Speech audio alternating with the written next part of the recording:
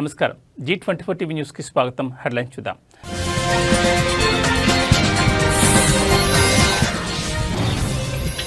Pulivendula ZPTC ఉప ఎన్నికల్లో TDP win.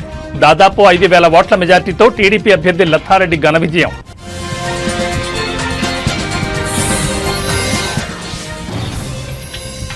తెలంగాణలో ఇవాళ రేపు అతి భారీ వర్షాలు. అన్ని శాఖలను అప్రమత్తం చేసిన ప్రభుత్వం.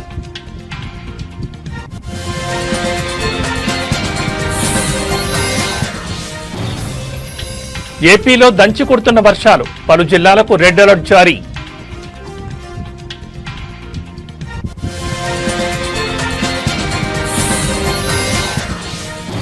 ప్రకాశం బ్యారేజ్ వద్ద పెరిగిన వరద ప్రవాహం. 70 గేట్లెత్తి నీటి విడుదల.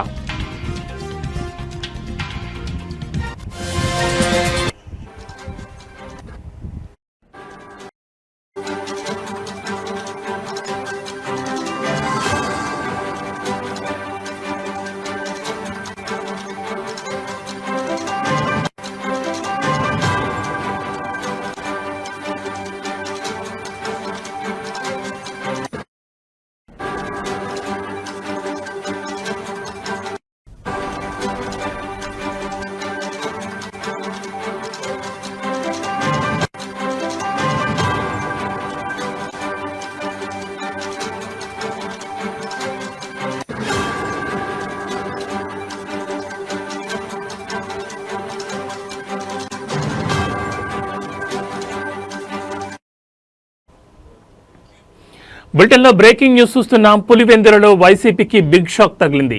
జడ్పీటీసీ ఉప ఎన్నికలో టీడీపీ విన్ అయింది. దాదాపు 6,052 ఓట్ల మెజార్టీతో టీడీపీ అభ్యర్థి లతారెడ్డి ఘన విజయం సాధించారు. ఈ ఎన్నికల్లో టీడీపీకి 6,735 ఓట్లు వచ్చాయి. వైసీపీ అభ్యర్థి హేమంత్ రెడ్డికి కేవలం 683 ఓట్లు వచ్చాయి. దీంతో వైసీపీ డిపాజిట్ కోల్పోయింది. ఈ స్థానంలో మొత్తం 10,601 ఓట్లుండగా 7,814 ఓట్లు పోలయ్యాయి. సొంత ఇలాకాలో వైసీపీ ఓటమి జగన్కు షాక్ అని చెప్పొచ్చు. 30 ఏళ్ల తర్వాత పులివెందుల జడ్పీపీఠం టీడీపీ వశమైంది. 2016 కంటే ముందు 5 సార్లు వైఎస్ ఫ్యామిలీ నిలబెట్టిన అభ్యర్థి ఏకగ్రీవంగా ఎన్నికవుతూ వచ్చారు. ఇక 2016 జడ్పీటీసీ ఎన్నికల్లో టీడీపీ అభ్యర్థి నామినేషన్ తర్వాత వైసీపీలో చేరారు. అయితే బ్యాలెట్ పేపర్లో సైకిల్ గుర్తుండడంతో దానికి 2,500 ఓట్లు పడడం గమనార్హం.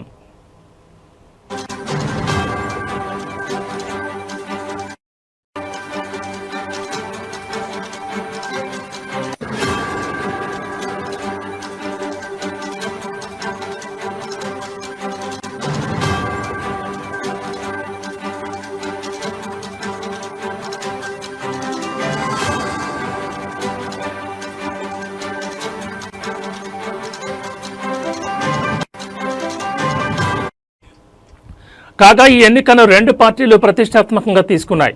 గెలుపు కోసం వ్యూహ ప్రతివ్యూహాలు రచించాయి. ఈ ఎన్నిక ఒక మినీ సంగ్రామాన్ని తలపించింది. గొడవలు, అరెస్టులు, రీపోలింగ్ వంటివి జరిగాయి. వైసీపీ కంచుకోటను బద్దలు కొట్టాలని, టీడీపీ పట్టు నిలుపుకోవాలని ప్రణాళికలు రచించాయి. ఎన్నికలకు ముందు నుంచే తమ ప్లాన్స్ అమలు చేశాయి. చివరికి టీడీపీ అనుకున్నది సాధించింది.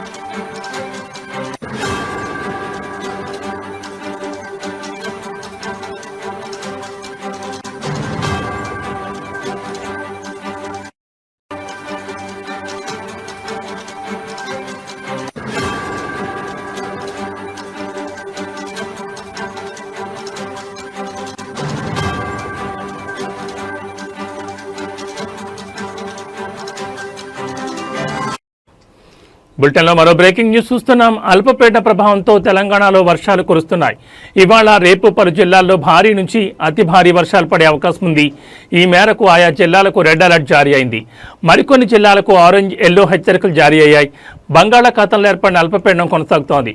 ఇవాల్టి ఉదయం రిపోర్ట్ ప్రకారం ఉత్తర ఏపీ, దక్షిణ ఒడిశా తీరాలకు ఆనుకొని పశ్చిమ మధ్య పరిసర ఈశాన్య బంగాళాఖాతంలో అల్పపీడన ప్రాంతం ఉందని హైదరాబాద్ వాతావరణ కేంద్రం తెలిపింది.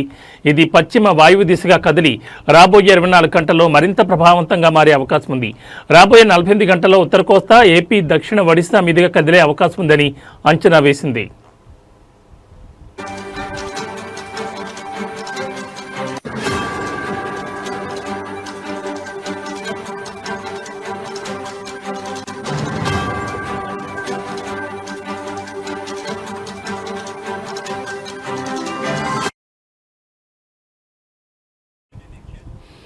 అల్పపీడన ప్రభావంతో తెలంగాణలోని పలు జిల్లాల్లో ఇవాళ రేపు భారీ నుంచి అతి భారీ వర్షాలు పడే అవకాశం ఉంది.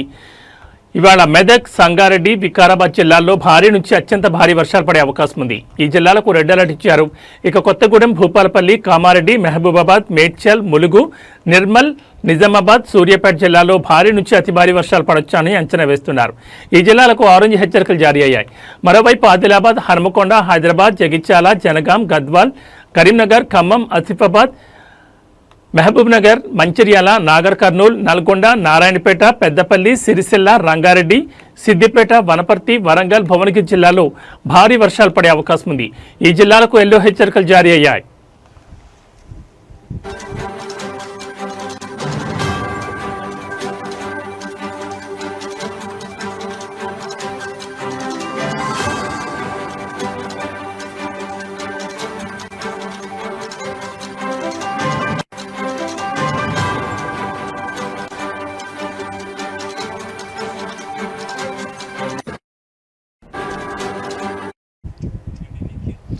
వర్షాల కారణంగా రాష్ట్రంలోని పలు ప్రాంతాల్లో వాగులు, చెరువులు, ఇతర జలాశయాలు పొంగిపొర్లుతున్నాయి. దీంతో నీటి ప్రవాహం ఎక్కువగా ఉండడంతో గ్రామాల మధ్య రాకపోకలకు అంతరాయం ఏర్పడింది. జీహెచ్ఎంసీలో రాజేంద్రనగర్లో 46.5 మిల్లీమీటర్ల వర్షపాతం నమోదైంది. రాష్ట్ర రాజధానిలో ఎడతెరిపి లేకుండా కురుస్తున్న వర్షాలకు రోడ్లు జలమయమయ్యాయి. Hyderabad disaster response and asset protection agency, ఇతర ప్రభుత్వ సంస్థల సిబ్బంది నీటిని తొలగించారు. పాత బస్తీలోని యాకత్పురా వద్ద మేకలకు మేపడానికి ఆకులను సేకరించే ప్రయత్నంలో వర్షపు నీటి కాలువలో పడిన వ్యక్తిని హైడ్రా సిబ్బంది రక్షించారు.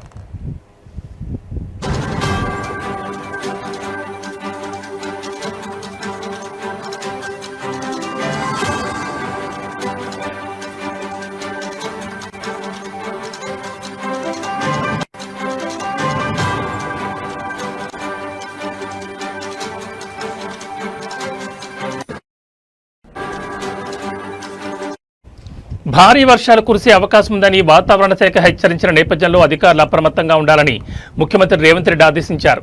ప్రాణ, పశు నష్టం జరగకుండా అన్ని చర్యలు తీసుకోవాలని అధికారులను ఆదేశించారు.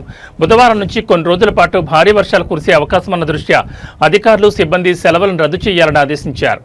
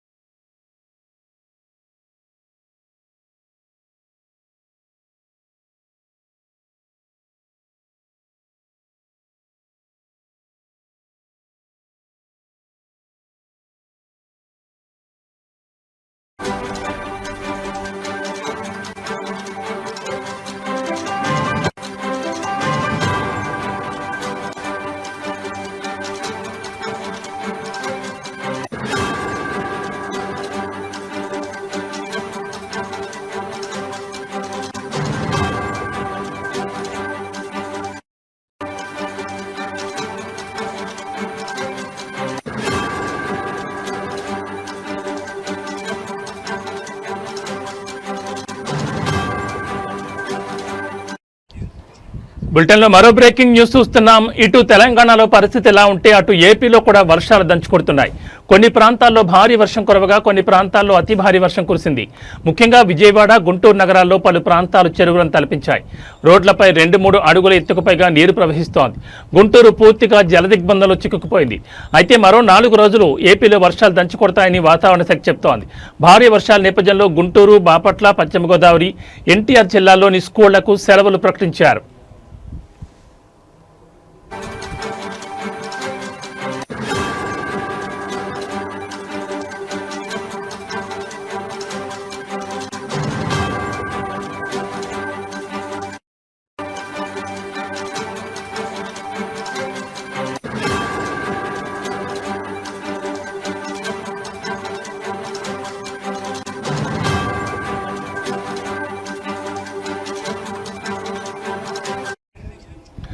పశ్చిమ మధ్య వాయువ్య బంగాళాఖాతంలో ఉత్తరాంధ్ర, దక్షిణ ఒడిశా తీరాలకు సమీపంలో అల్పపీడనం ఏర్పడినట్లు ఐఎండీ తెలిపింది. దీనికి అనుబంధంగా ఉపరితల ఆవర్తనం కొనసాగుతోంది. అల్పపీడనం పశ్చిమ వాయు దిశగా కదులుతూ తీవ్ర అల్పపీడనంగా బలపడే అవకాశం ఉందని ఐఎండీ తెలిపింది.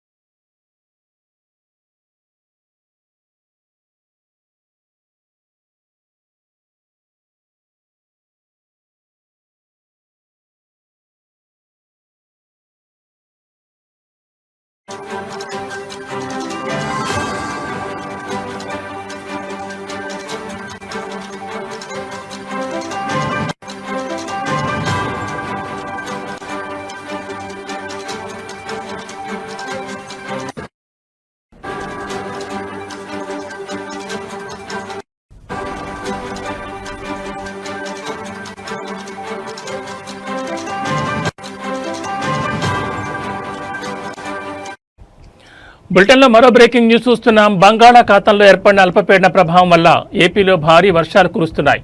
ఉత్తరాంధ్ర సహా ఏపీ దక్షిణ తీర ప్రాంత జిల్లాలు, రాయలసీమలో అక్కడక్కడ పిడుగులతో కూడిన వర్షపాతం నమోదవుతోంది. ఇదే పరిస్థితి మరో 3 రోజుల పాటు కొనసాగే అవకాశాలున్నాయి. కృష్ణానది ఎగువ పరివాహక ప్రాంతాల్లో కురిసిన భారీ వర్షాల వల్ల శ్రీశైలం జలాశయం ఇప్పటికే నిండుకుండలా మారింది. అధికారులు గేట్లనెత్తారు, వరద నీటిని దిగువకు విడుదల చేస్తున్నారు. అటు నాగార్జున సాగర్లోనూ ఇదే పరిస్థితి కొనసాగుతోంది.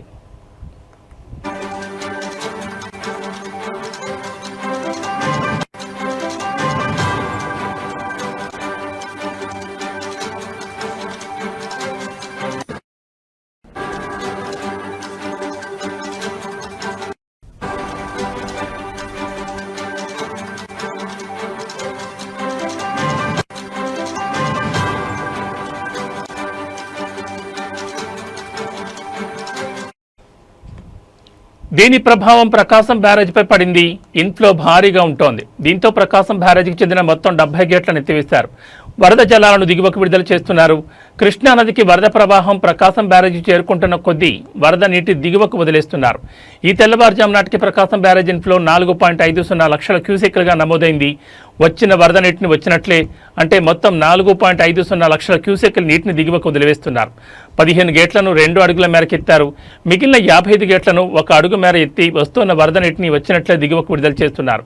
బ్యారేజ్ నీటి మట్టం 12 అడుగులు కాగా కృష్ణా తూర్పు కాలువ, కృష్ణా పశ్చిమ కాలువ, గుంటూరు ఛానల్కు నీటిని విడుదల చేశారు.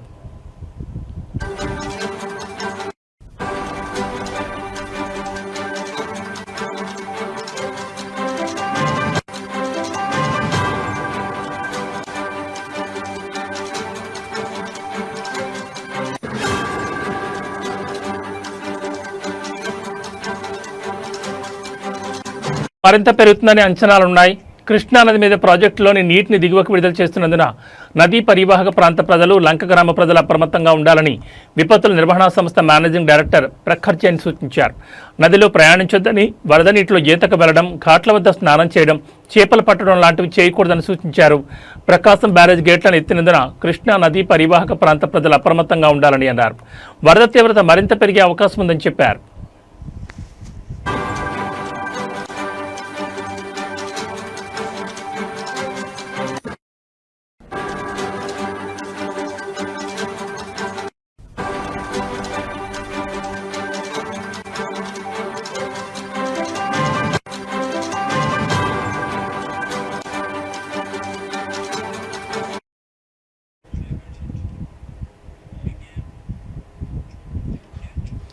మల్కాజ్గిరి మాజీ ఎమ్మెల్యే మైనంపల్లి హనుమంతరావు ఆధ్వర్యంలో రెహ్నూ నగర్కు చెందిన ధనరాజ్ లక్ష్మీ దంపతుల కూతురికి ప్రమాదవశాత్తు తలకు దెబ్బలు తాగడం వల్ల నిమ్స్లో అడ్మిట్ కావడంతో చికిత్స నిమిత్తం 2,50,000 రూపాయలు ఎల్ఓసిని బాధిత కుటుంబానికి ఇచ్చారు. ఇదే సమస్యతో బాధపడుతూ మొదటిసారి అడ్మిట్ అయినప్పుడు కూడా మైనంపల్లి హనుమంతరావు 2,50,000 ఎల్ఓసిని ఇవ్వడం జరిగింది. బాధిత కుటుంబం అన్నా సేవ సహకారాన్ని హృదయపూర్వకంగా ధన్యవాదాలు తెలియజేశారు.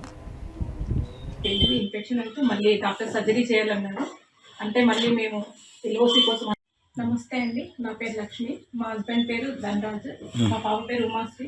మేము నెహ్రూ నగర్ కాలనీలో ఉంటాము. మా పాపకి 2 సంవత్సరాల క్రితం యాక్సిడెంట్ అయినది. ఫస్ట్ టైం మాకు ఎల్ఓసి 2,50,000 హనుమంతాలు లెక్కించారు. మళ్ళీ మా పాపకి ఇన్ఫెక్షన్ అయిందండి.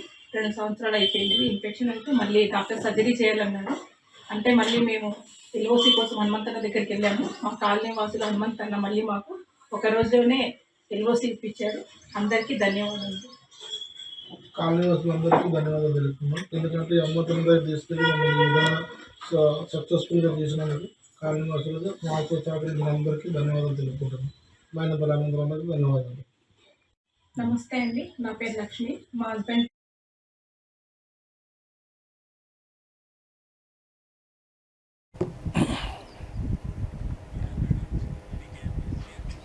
శ్రీ సత్యసాయి జిల్లా పెనుగొండ డీఎస్పీ నరసింగప్ప అందించిన వివరాల మేరకు పెనుగొండ మండలం మునిమడుగు గ్రామానికి చెందిన వినోద్ కుమార్ అనే ముద్దాయి పలు ప్రాంతాల్లో ద్విచక్ర వాహనాలు దొంగతనం చేసేవాడని తెలిపారు. దొంగతనం చేసుకుని వచ్చిన డబ్బుతో తాగుడుకు అలవాటు పడి జల్సా చేసేవాడని అన్నారు. తనపైన కర్ణాటక ప్రాంతం, తిరుపతి, అనంతపురం, ధర్మవరం, కర్నూలు పలు ప్రాంతాల్లో ద్విచక్ర వాహనాలు చోరీ కేసులున్నాయని, దొంగిలించిన మొత్తం 31 మోటార్ సైకిళ్లను స్వాధీనం చేసుకున్నారు. నగదులో 18,60,000 రూపాయలను స్వాధీనం చేస్తున్నట్లు డీఎస్పీ నరసింగప్ప తెలిపారు.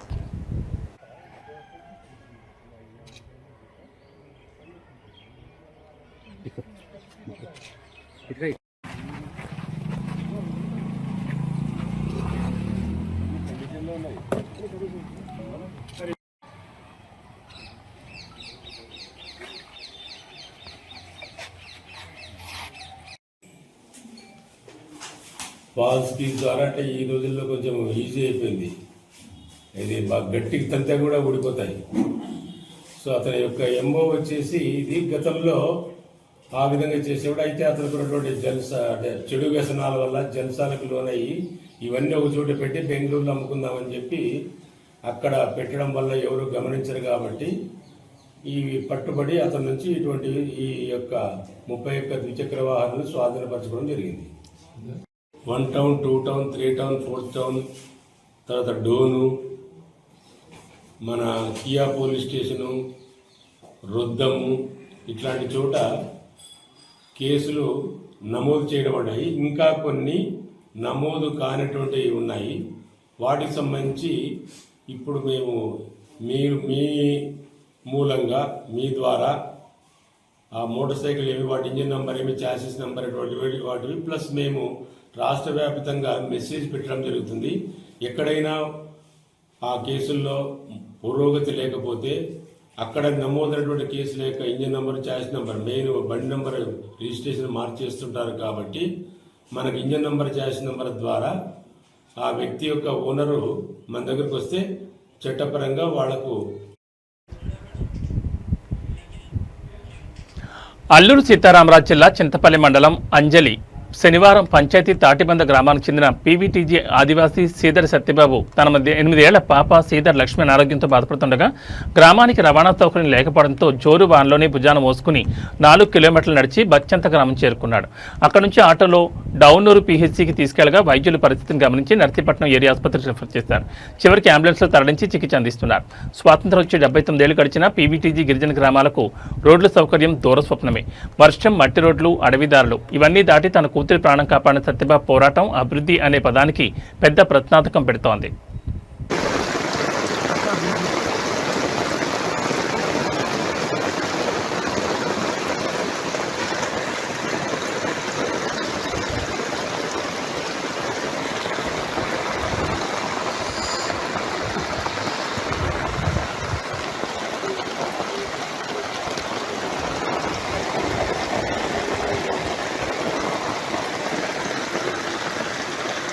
అందరికీ నమస్కారం అండి. ఈరోజు ఈ యొక్క వాతావరణ పరిస్థితిలో ఒక చిన్నారికి బాగులేని పరిస్థితిలో మేము ఈ యొక్క వాతావరణంలో అనుకూలం లేని పరిస్థితిలో హాస్పిటల్ తీసుకెళ్లాల్సి వస్తుందండి. ఈ యొక్క తాటిబంద గ్రామం, చింతపల్లి మండలం, అంజలేశ్వరం పంచాయతీ, అల్లూరి సీతారామరాజు జిల్లా అండి. ఆ యొక్క చిన్నారిని అయితే బాగులేని చిన్నారిని ముందుకు తీసుకెళ్లారండి. ఈ యొక్క రోడ్లు బాగులేని పరిస్థితి వల్ల ఈ యొక్క వర్షాకాలము ఈ యొక్క రోడ్లు ఇలా ఉంటాయండి. అందుకనే ఈ యొక్క అధికారులు గమనించి ఈ యొక్క తాటిబంద గ్రామానికి రహదారిని కల్పిస్తారని మేము నమ్ముతున్నామండి. కాలువలు కూడా చాలా పెద్దవి అండి. వర్షాకాలం చాలా ఇబ్బంది పరిస్థితి, దోలి మూతలతో అనారోగ్యంతో బాధపడుతున్న వారిని తీసుకెళ్ళవలసిన పరిస్థితి అయి ఉంది. ఇప్పుడు కూడా చాలా పెద్ద కాలు. నానో యూరియాతో రైతులకు అధిక దిగుబడి వస్తుందని వరంగల్ జిల్లా వ్యవసాయ అధికారి కె అనురాధ్ అన్నారు. హనుమకొండ నయ్యం నగర్లో ఉన్న ప్రెసిడెంట్ దాబాలో ఇఫ్కో ఆధ్వర్యంలో nano DAP, nano copper, nano జింక్పై ఉమ్మడి వరంగల్ జిల్లా రైతు సహకార సంఘాలు, DCMS డీలర్లు, అభ్యుదయ రైతులకు నిర్వహించిన అవగాహన సదస్సులో మాట్లాడారు. సాంప్రదాయ యూరియాను తగ్గించి నానో యూరియా, నానో డిఏపిని అధికంగా వాడాలని సూచించారు. అదేవిధంగా రైతుల శ్రేయస్సును దృష్టిలో ఉంచుకుని నానో సాంకేతిక పరిజ్ఞానంతో మొదటిసారి యూరియాను ద్రవ రూపంలో తీసుకొచ్చిందని అన్నారు. మంచి ప్రోగ్రామ్. ఇఫ్కో కంపెనీ వారు డ్రోన్ స్ప్రేయర్ తోటి నానో స్ప్రే చేయడం ఎలాగా అనేది కూడా చాలా దాదాపు అన్ని మండలాల్లో, గ్రామాలలో రైతులకి ఒక డెమాన్స్ట్రేషన్ ఇవ్వడం జరుగుతుంది. దాంట్లో భాగంగా ఈరోజు డీలర్లకు కూడా ఈ అవగాహన కార్యక్రమం ఏర్పాటు చేయడం జరిగింది. మనకి ఏంటంటే కొత్త టెక్నాలజీ వచ్చినప్పుడు కంపల్సరీ మనము కొత్త టెక్నాలజీ వాడుకోవాలి. ఒకప్పుడు హైబ్రిడ్స్ వాడమంటే సరిగ్గా వాడకపోయేది. తర్వాత యూరియా వేయమంటే కూడా తక్కువ వేసేది. కానీ ఇప్పుడు చాలా ఎక్కువగా వేస్తున్నాం. సో అంటే కొత్త టెక్నాలజీ వచ్చినప్పుడు తెలియక కొంచెం తక్కువ వాడడానికి మొగ్గు చూపుతారు. కానీ నానో యూరియా వచ్చింది, ఇది కూడా కొత్త టెక్నాలజీ. ఈ కొత్త టెక్నాలజీలో వచ్చిన నానో యూరియా కూడా మన రైతులందరూ వాడాలి. దీనివల్ల మెయిన్గా ఉపయోగం ఏంటంటే ట్రాన్స్పోర్ట్ కాస్ట్ ఒకటి తగ్గుతుంది. తర్వాత సెంట్రల్ గవర్నమెంట్ మీద ఈ సబ్సిడీ భారం అనేది తగ్గుతుంది. సెంట్రల్ గవర్నమెంట్ 1.83 crores సబ్సిడీ ఇస్తే దాంట్లో 1.3 lakh crores ఒక యూరియాకి సబ్సిడీ ఇస్తుంది. అంటే దానికి ఫుల్ కాస్ట్ ఒక బస్తా ధర మొత్తం ధర 2360 రూపాయలు. దానికి రైతు చెల్లించేది 266 రూపాయలు. మిగతా 2100 రూపాయలు సెంట్రల్ గవర్నమెంట్ ఒక బ్యాగ్కి అది సబ్సిడీ రూపేణా కంపెనీకి అందజేస్తుంది. సో చాలా కోట్ల రూపాయలు ఈ సబ్సిడీ రూపేణా కంపెనీలకు పోతున్నాయి. అవన్నీ ప్రజల సొమ్ము. అదే నానో యూరియా దానికి మొత్తం ధరనే ఫుల్ కాస్టే 250 రూపీస్, 225 రూపీస్ ఉంది. అది ఫుల్ కాస్ట్. సో దాన్ని వాడడం వల్ల కూడా సేమ్ యూరియా బస్తా వాడితే ఎంతైతే పంటకి అందాలో నైట్రోజన్ అంత అందుతుంది. కాబట్టి నానో యూరియా అనేది రైతులందరూ వాడాలి. దీనివల్ల కాంప్లెక్స్ ఎరువులు వేయాలా, మైక్రోన్యూట్రియంట్స్ వేయాలా, పొటాషియం అయితే కంపల్సరీ. ఇవి బులెటిన్ విశేషాలు. మరో బులెటిన్లో మళ్ళీ కలుద్దాం. నమస్కారం.